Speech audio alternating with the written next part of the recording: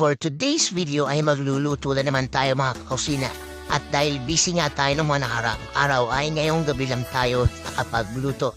Kasi nga buong araw tayong nagpahinga.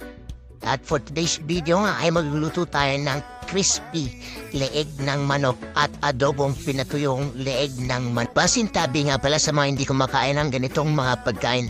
Siya medyo ma-cholesterol yung ating lulutuin. Abangan nyo na rin ang full video ng ating mga niluto, mga kakusina. At katulad nga ng sinabi ko ng mga nakaraang araw, ay napakadali lang lutuin ng adobo. Kaya ito, adobo na naman ang niluto natin mga kakusina. At isa pa kasi ay masarap yung leeg ng manok pag pinatuyo.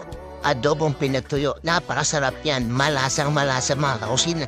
At tignan nyo naman ang dami-dami kong rice. Siyempre hindi lang naman adobo ang bagay lutuin sa leeg ng manok.